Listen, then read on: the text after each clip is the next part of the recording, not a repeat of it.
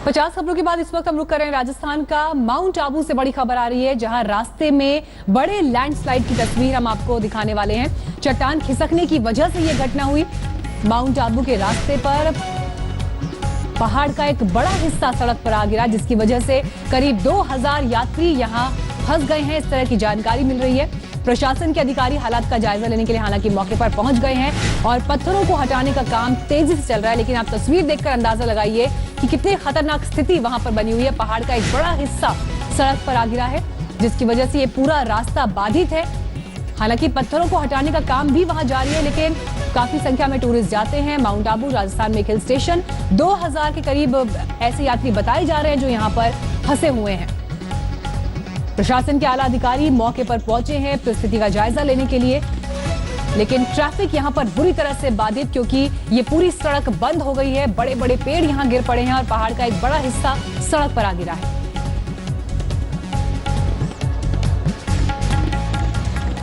और अब बढ़ते आगे, रुक करते हैं अगली खबर का। आज तक की रिपोर्टिंग के बाद ये बड़ा अपडेट है हुर्रियत के नेताओं की नापाक फंडिंग को लेकर। जो खुलासा आज तक ने किया, उसके बाद देश के गद्दारों पर कानून का शिकंजा कसता जा रहा है। हवाला के जरिए करोड़ों की रकम लेने के आरोपी हुर्रियत नेता शब्बीर शाह को कल देर रात श्रीनगर में गिरफ्तार किया गया। जम्मू कश्मीर पुलिस आज शब्बीर शाह को प्रवर्तन निदेशालय के हवाले करेगी और फिर प्रवर्तन निदेशालय की टीम शब्बीर शाह को लेकर आज ही दिल्ली आएगी।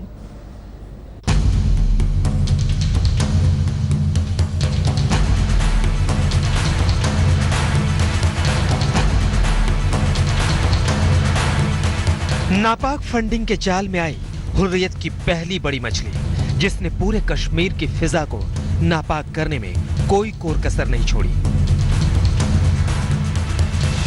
हुर्रियत का ये बड़ा अलगाववादी नेता शब्बीर शाह अब कानून के शिकंजे में है। हवाला के जरिए करोड़ों रुपए जुटाने और फिर उस रकम से कश्मीर में हिंसा फैलाने के आरोपी शब्बीर शाह को मंगलवार की देर रात जम्मू कश्मीर पुलिस ने श्रीनगर में गिरफ्तार कर लिया। शब्बीर शाह पर प्रवर्तन निदेशालय ने केस दर्ज किया था और उसे पूछताछ के लिए कई बार दिल्ली तलब किया गया, लेकिन हर समन को शब्बीर शाह ने नजरअंदाज किया। आखिरकार इसी महीने दिल्ली की अदालत ने इसके खिलाफ गैर जमानती वारंट जारी किया था। देर रात शब्बीर शाह को एनफोर्समेंट डायरेक्टरेट ने गिरफ्तार कर लिया। हम इस समय हुमामा चौक पे हैं श्रीनगर के पास, जहां पर बताया जा रहा है कि एनफोर्समेंट डायरेक्टरेट ने जो अलगाववादी नेता शब्बीर शाह हैं 2005 में टेरर फंडिंग के मामले में जो मोहम्मद वानी नाम के टेररिस्ट ने उनका नाम लिया था कि कैसे जैश और लश्कर के साथ शब्बीर शाह को भी पैसे दिए गए थे घाटी में तनाव फैलाने के लिए। एनफोर्समेंट डायरेक्टरेट ने इस मामले में एफआईआर दाखिल की और 25 मई 6 जून 2 तारीखें जब एनफोर्समेंट डायरेक्टरेट ने शब्बीर शाह को सम्मन किया और दिल्ली में आकर पूछताछ में शामिल होने के लिए कहा। शब्बीर शाह ने इन दोनों मौकों पर सम्मन को मिस किया। शब्बीर शाह पर यह केस अगस्त 2005 का है। दिल्ली पुलिस की स्पेशल सेल ने 26 अगस्त 2005 को हवाला ऑपरेटर मोहम्मद असलम वानी नाम के एक शख्स को गिरफ्तार किया था। वानी के पास से 63 लाख रुपए और हथियार भी बरामद किए गए थे। वानी ने पुलिस को बताया था कि 50 लाख रुपए शब्बीर शाह को देने थे, जबकि 10 लाख रुपए श्रीनगर में जैश ए मोहम्मद के एरिया कमांडर अबू बकर को देने थे। 3 लाख रुपए उसका कमीशन था। वानी ने यह खुलासा भी किया था कि वो करीब 2.25 करोड़ रुपए शब्बीर शाह को पहले भी दे चुका है। शब्बीर शाह गिरफ्तार हो चुका है। यासीन मलिक पहले से ही जेल में है और कल देर शाम ही सैयद अली शाह गिलानी और मीर वाइज उमर फारूक को उनके घरों में नजरबंद कर दिया गया है। यानी पाकिस्तान से फंडिंग और कश्मीर में हिंसा फैलाने के गुनहगार हुर्रियत के चारों बड़े नेताओं पर कस गया है शिकंजा। अब प्रवर्तन निदेशालय के साथ ही एनआईए भी इनसे जल्द ही पूछताछ कर सकती है। लाल चौक ऑफ कोर्स बंद है, हड़ताल की कॉल है, but Lal Chowk is not whole valley. Traffic is partially plying in some areas. Baramulla जैसे खुला है पार्शियली, और बहुत सारे दूसरे एरियाज में भी नॉर्मल लाइफ है। नापाक फंडिंग केस में एनआईए सोमवार को ही 7 हुर्रियत नेताओं को श्रीनगर से गिरफ्तार कर चुकी है, जिन्हें मंगलवार को दिल्ली के एनआईए कोर्ट में 10 दिन के रिमांड पर भेज दिया है। इनमें हुर्रियत गैंग के सबसे बड़े चेहरे सैयद अली शाह गिलानी का दामाद अल्ताफ अहमद शाह भी शामिल है। अब इन गुर्गों से पूछताछ के बाद होगा इनके आकाओं का हिसाब किताब। श्रीनगर से मीतू जैन, आशुतोष शुक्ला और शुजाउल हक के साथ राहुल कंवल, दिल्ली आज तक। कश्मीर की आबो हवा को जहरीला बनाने वालों के खिलाफ सुरक्षा एजेंसियों और जांच एजेंसियों ने मुहिम तेज कर दी है।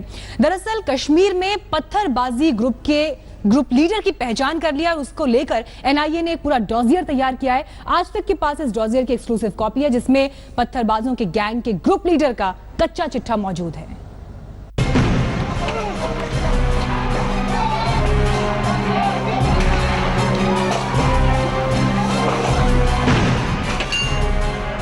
ये आज का कश्मीर है। धरती की जन्नत में अब कुछ हाथों में केसर के फूल नहीं बल्कि पत्थर है। ये पत्थर कश्मीर की वादियों में दहशत फैलाने वाले आतंकवादियों की ढाल बनकर सुरक्षा बलों पर बरसते हैं। जिन हाथों ने जम्मू कश्मीर के कुछ युवाओं को गुमराह कर उनके हाथों में पत्थर थमाए हैं, उन लोगों पर तो एनआईए ने शिकंजा कसना शुरू कर दिया है। अलगाववाद के नाम पर देश से गद्दारी करने वाले पाकिस्तान परस्त अलगाववादियों की धरपकड़ घाटी में तेज हो चुकी है। अब बारी है अलगाववादियों का हथियार बने इन पत्थरबाजों की। जांच एजेंसी एनआईए ने कश्मीर में पत्थरबाजी गैंग के कई ग्रुप लीडर्स की पहचान की है जो अलगाववादियों से एनकाउंटर के दौरान सुरक्षा बलों पर पथराव करवाते हैं। इनमें से करीब 48 पत्थरबाज गैंग लीडर्स की काली कुंडली आज तक के हाथ भी लगी है। एनआईए के डोजियर की इस एक्सक्लूसिव कॉपी में दर्ज है पाकिस्तान से आई साजिश की फंडिंग और अलगाववादी नेताओं के उकसावे पर पत्थरबाजी करने वाले गैंग लीडर्स का पूरा कच्चा चिट्ठा। बड़े स्तर पर पत्थरबाजों पर शिकंजा कसने के लिए एनआईए ने 110 पन्नों का बाकायदे डोजियर तैयार किया है। आज तक के पास मौजूद 48 लोगों का वो डोजियर है जिसमें ये लोग जब सुरक्षा एजेंसियां अलग अलग जगहों पर एनकाउंटर करती हैं तो पत्थरबाजी के लिए ये सारे लोग मौजूद रहते हैं। आने वाले समय में एनआईए इन सब लोगों से पूछताछ करेगी और इनकी गिरफ्तारियां भी हो सकती हैं। एनआईए ने पत्थरबाज गैंग लीडर्स की पहचान बेहद सूझबूझ और वैज्ञानिक प्रमाणों और यकीनी सबूतों के साथ की है। एनआईए ने संदिग्ध लोगों के फेसबुक, व्हाट्सएप और मोबाइल नंबर के डेटा चेक किए।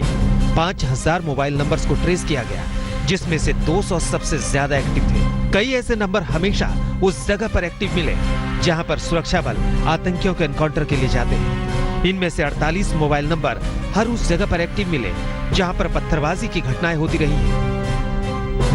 सुरक्षा बलों पर पत्थरबाजी दरअसल एक बड़ी साजिश का हिस्सा है जिसे पाकिस्तान में बैठे आतंकी आका जम्मू कश्मीर के अलगाववादी नेताओं के जरिए कुछ नौजवानों को गुमराह कर करवाते हैं। पत्थरबाजी के पाकिस्तान कनेक्शन को सामने लाने वाले 28 व्हाट्सएप ग्रुप का भी एनआईए को पता चला है।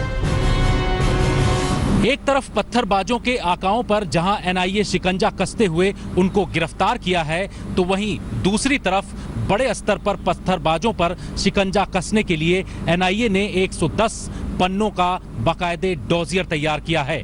आज तक के पास मौजूद 48 लोगों का वो डोजियर है जिसमें ये लोग जब सुरक्षा एजेंसियां अलग अलग जगहों पर एनकाउंटर करती हैं तो पत्थरबाजी के लिए ये सारे लोग मौजूद रहते हैं। कश्मीर में पाकिस्तान और पाक परस्त अलगाववादियों के पूरे खेल को नेस्तनाबूद करने में जुट गया है एनआईए। पहले अलगाववादी और अब पत्थरबाजों की बारी है। इसके बाद होगा पाकिस्तान में जमी आतंक की जड़ पर सीधा वार। जितेंद्र बहादुर सिंह, दिल्ली आज तक।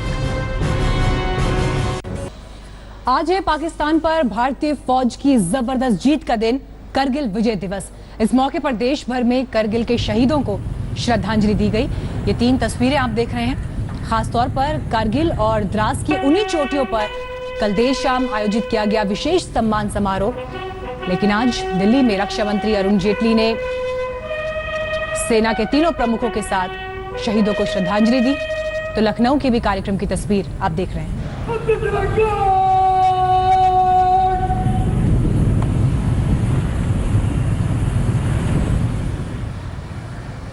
और आइए हम आपको सड़क पर बेकाबू रफ्तार की खौफनाक तस्वीरें दिखाते हैं जो तमिलनाडु के सालेम से मिली हैं।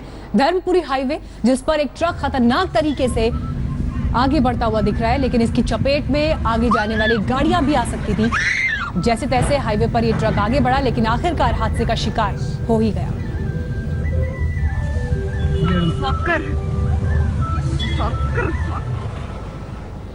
फिलहाल यहाँ एक ब्रेक के लिए हम रुक रहे हैं, लेकिन ब्रेक के बाद मॉर्निंग स्पेशल में देखिए आधे हिंदुस्तान पर बारिश और बाढ़ का प्रहार।